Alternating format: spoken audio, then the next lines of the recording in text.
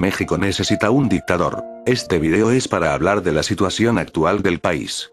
La necesidad de un dictador, de un Cincinato, no crean que hablo de un Chávez, un Castro, un Mussolini. Pero también este video es una advertencia por las circunstancias que pueda tomar México en el futuro. Les invito a ver el video completo para que los miedos que tengo no se hagan realidad. Los diferentes problemas nacionales que tiene México hoy, problemas sociales, políticos, económicos, sociales, jurídicos. He escuchado por lo menos desde el año pasado, en los círculos intelectuales, y la academia, esto me refiero a la universidad, así como en la gente que conoce un poco de historia. Pero porque dicen que se necesita a un dictador en México, para resolver esos problemas que todos conocemos. El principal argumento se basa en Porfirio Díaz a sus 31 años en su dictadura en México. Logró y trajo el progreso al país. Esto es en verdad cierto, pero también cierto que se olvidaron de las clases más pobres, así como de dar oportunidades a la clase media. Estas causas motivaron la revolución de 1910. Pero hoy vengo a hablar si en verdad se necesita un dictador en México, en el 2013. Así como otros modelos políticos dictatoriales, trajeron progreso y crecimiento al país. ¿Cómo y por qué estos sistemas autoritarios dieron frutos? Porque la democracia en México no da los resultados en México. Y por último retomo la pregunta: ¿México necesita un dictador? ¿O existe otra alternativa para poder sacar al país para adelante sin recurrir a sistemas autoritarios? Es verdad que Porfirio Díaz trajo consigo el progreso en materias económicas al país, pero no solo fue el único modelo autoritario que existió en México. Pero la dictadura porfirista tuvo sus logros con tecnócratas en el gobierno. Limantur, como uno de los representantes, se crearon instituciones de envergadura, como leyes bancarias, la construcción de ferrocarriles, industrialización de algunas ramas económicas, así como la militarización de una parte del ejército. Más allá de fomentar las artes, se llevó a cabo un modelo educativo, que pronto formó cuadros que dirigirían el país al progreso. En estos aspectos tuvo resultados esperados. El único problema fue a costa de la explotación de los más pobres, indígenas, campesinos, entre otros. Lo más importante, el régimen de Díaz llevó paz al país, donde cerca de medio siglo fue de guerra civil. Por ello, se habla de Díaz, pero lo que llevó a cabo Díaz fue impulsar reformas desde arriba. Incluso se lograron diversas formas de gobernabilidad, así como poner gente competente en la dirección del país. Pasemos a otro momento de la historia de México donde la dictadura existió. Esto fue en 1950, donde el Partido Revolucionario Institucional, el presidente tenía un poder absoluto, casi faraónico. Incluso algunos le llaman la etapa del presidencialismo mexicano. Donde el partido gobernante, el PRI, el Congreso y el presidente estaban estrechamente coludidos. Donde la oposición no existía. Lo que dijera el presidente se hacía. Por ello este fue otro momento autoritario en México. Es impresionante el crecimiento alcanzado en esta época. Una época donde la economía mexicana creció, llamado el milagro mexicano. Pero ¿cómo se llevó a cabo esto? El presidencialismo se encargó de controlar a los grupos de presión por medio de sindicatos. Tenemos al Sindicato de los Trabajadores, el Sindicato de Campesinos, en donde el sindicalismo pasó a formar parte de un control de los trabajadores y campesinos a favor del sistema prista. El término de sindicatos charros es de esta época. Sindicatos que solo respondían a sus jefes en el gobierno, y no a quien defendían. Extrañamente hubo personas capaces para dirigir el país en la burocracia. Se debe a estos personajes que aconsejaban al presidente. Pero por eso se debe que hubo progreso en el país.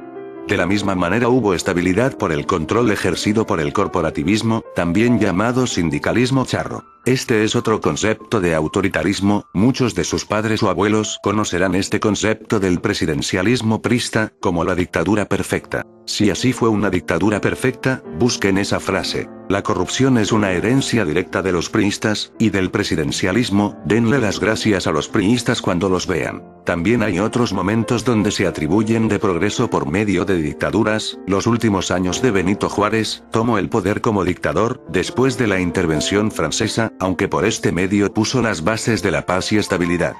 Antes de Díaz. De igual manera algunos incluso invocan las épocas de los tlatoanis, algunos hablan en general de la época de los aztecas, otros hablan de Netzahualcoyotl. Pero la esencia es la misma, las cosas marchaban bien, por medio de los tlatoanis, no existía corrupción entre otros problemas. Así como el esplendor alcanzado en menos de 100 años. Gobernantes con Ahuitzotl, Itzcoatl. Por lo menos 3 momentos de autoritarismo o dictadura están relacionados con el crecimiento económico y político de México, ya sea en la época azteca, o más reciente. Pero observamos que en dichos momentos históricos hubo personajes influyentes, que dirigían al país: Netzahualcóyotl, los científicos, los intelectuales en el presidencialismo. Debo aclarar que no siempre cuando hay una dictadura hay progreso, pero en México ha sido excepción por estos 3 casos. Ya sea porque se tuvo la necesidad de recurrir a ellos, o los mismos intelectuales convencieron a quien en ese momento dirigía el país, claro está, pertenecían a la misma élite que dirigía al país. Ese es la causa que en esas épocas, hubo progreso y desarrollo. Porque de la misma manera, se reflejó en una mejor calidad de vida. En 1960 se puede atribuir que se vivía bien, aunque claro las libertades individuales eran precarias. Durante la Pax Porfiriana, se llegó a un esplendor económico, claro, con medio pueblo de hambre.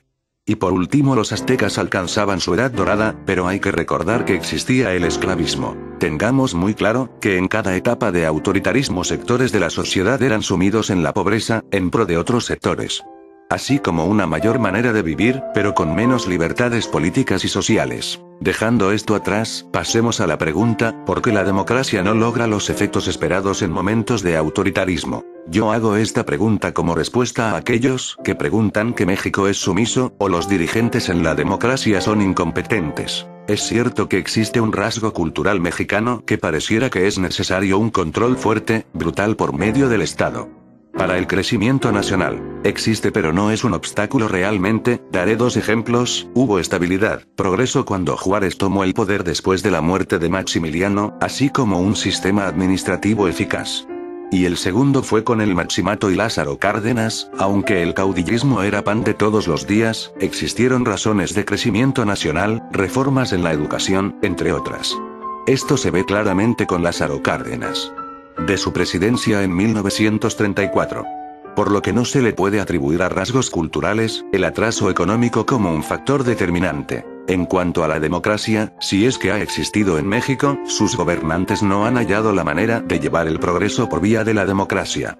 El siglo XIX, se intentó por esta vía, pero fue lo que causó una guerra civil la primera mitad del siglo XIX, mientras entrado el año 2000, lo más cercano a la democracia, los que gobernaron el país, solo siguieron la misma manera de controlar a la población, la misma manera de gobernar priista, los mismos métodos. Y lo que les procuró la pérdida de la presidencia al PAN, fue algo muy sencillo: no atender los problemas nacionales. Ahora si retomo de nuevo la pregunta, ¿México necesita un dictador? Lamentablemente sí, no es una respuesta que me guste, o que apruebe, pero viendo las circunstancias pareciera que sí. Cuando hablo de circunstancias hablo los problemas que hay el día de hoy en México, pero la vía democrática no ha podido resolver, por la corrupción operante, como la incompetencia de los gobernantes que han sido elegidos por medio de la democracia. Hay 2 razones por qué parece que sí, es necesario. 1. Por los diferentes obstáculos y problemas el día de hoy, no son resueltos por el gobierno ni sus gobernantes. 2.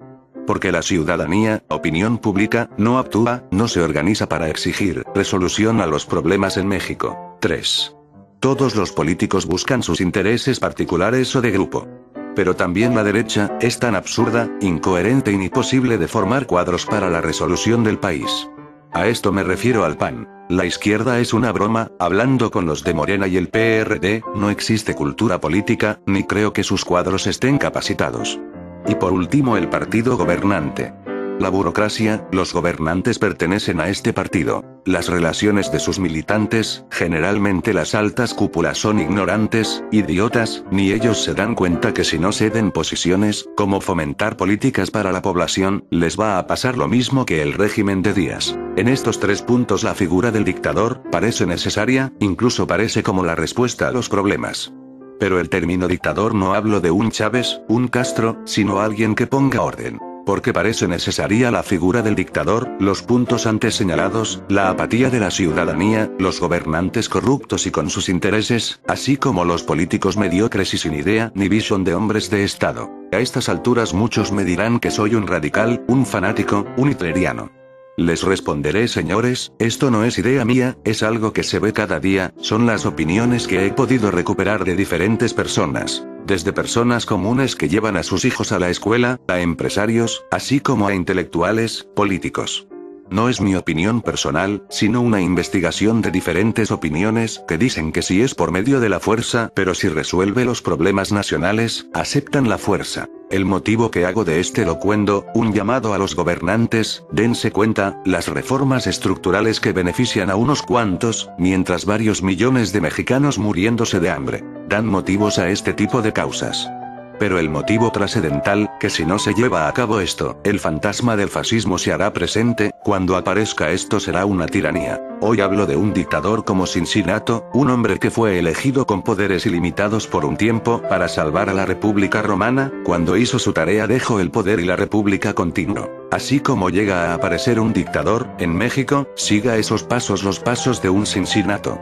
Pero si no se lleva a cabo un tirano que tome el poder, hacer, matar gente, esto podría terminar en una Italia fascista. Por eso digo hay dos maneras para evitar una tragedia nacional. 1. Que aparezca un dictador como Cincinato, resuelva los problemas, equilibre los poderes como un César Augusto, y que deje el poder. O 2. Por medio de la democracia, los gobernantes velen por el pueblo mexicano, así como la ciudadanía tome conciencia de la política y ejerzca presión a sus gobernantes. Y por último políticos más capaces y con visión a largo plazo de la nación mexicana.